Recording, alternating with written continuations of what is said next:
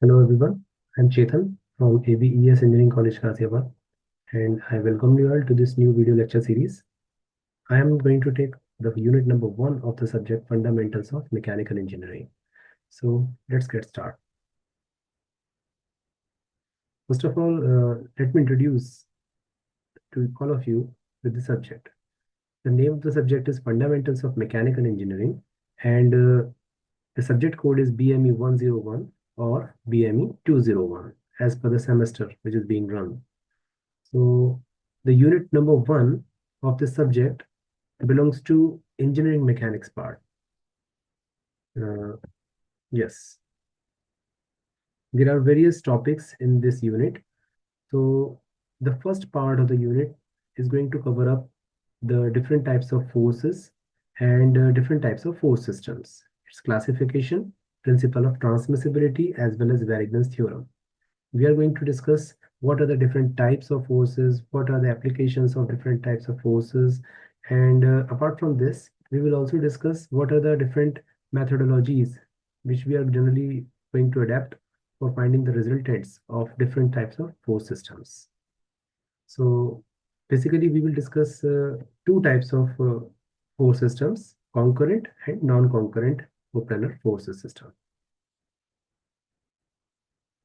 After the first part, which is going to cover up the mechanics part, we will come to the second part of the unit in which we will study different types of beams.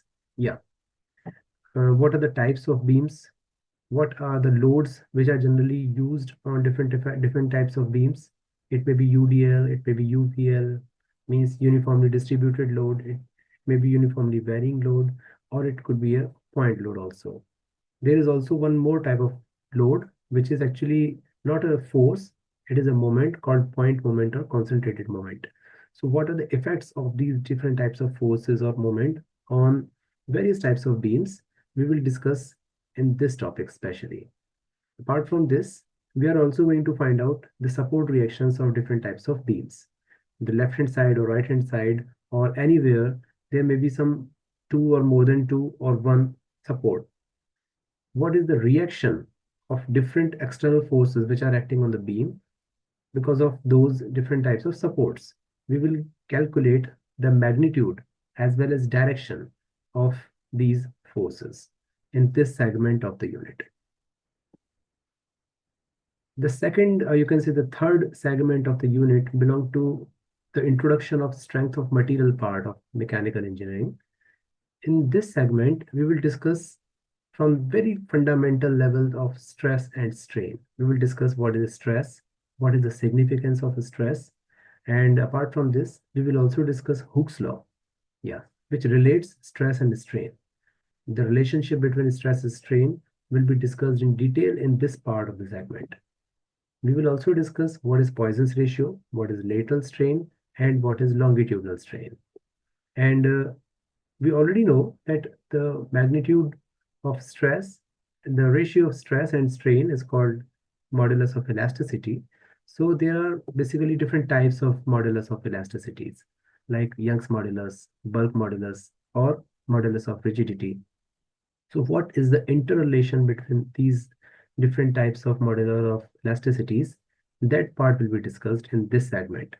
Apart from this, we will also solve some basic numerical problems like the problems of elongation of bar, the contraction of bar, as well as the methodologies which are used to find the total net effective elongation of a compound bar, in which there are some parts having larger cross-section area and there are some parts which are having some smaller cross-section area. So these type of problems will be there. So apart from this, we will also discuss in briefly what is factor of safety and what is its application. There is one more part. The most of the part of this unit is obviously numerical part, but there are a few topics which are theoretical.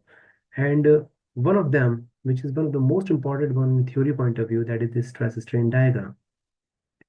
We will discuss basically two or three types of stress strain diagram.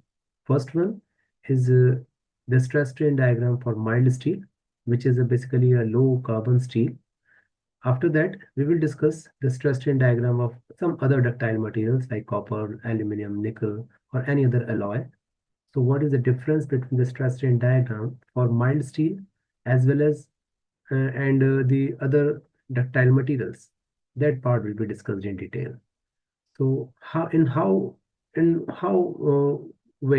what way the variation of stress and strain occurs in when a rod is elongated with the help of some UTM or any other types of external media. So that part will be discussed in this unit.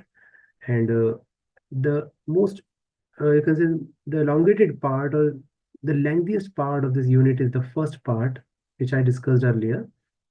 Different types of forces, different types of couples, which may be acting on a body. There may be a concurrent force system, there may be non-concurrent force system, uh, there may be some cases of equilibrium, or there may be some resultant of different types of forces. So we will learn what is the method to find the resultant of a concurrent force system, or what is the method to find the resultant of a non-concurrent force system.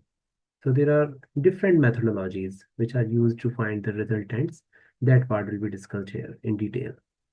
And few derivations are also here, like the statement and proof of Varignon's theorem and statement of principle of transmissibility, the relation between Young's modulus and bulk modulus, the relation between Young's modulus and modulus of rigidity. So there are few derivations also in this unit.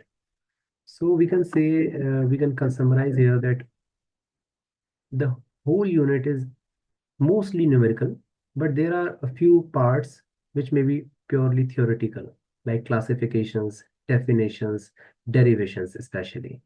These are the only parts which can be considered as the theoretical part, and rest, the major part will be numerical in this unit. That is unit number 1 of the subject. So that's all for the introductory point of view for this unit. So these are the main topics which we will discuss in this unit. Okay, like different type of supports, loads, and equilibrium equations, support reactions, etc. So after that, from next lecture onwards, we will discuss from this topic, that is force, moment, and couple, and we will continue the study of these topics one by one. Okay. So I'm going to end this lecture, which was just an introduction about this unit, what we are going to cover up in this unit. It is one of the most important units for engineering point of view. Generally, in day-to-day life, we observe the application of forces or moments. So that part is very much important for any engineer which belong to any type of, you can say, stream. It may be computer science, it may be in electrical engineering, it may be uh, electrical and electronics engineering, or of course, the mechanical engineering. So thank you so much.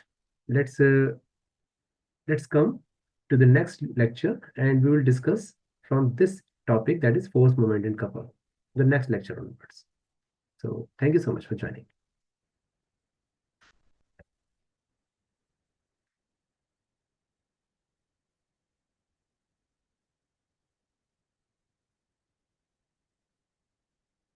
Thank you.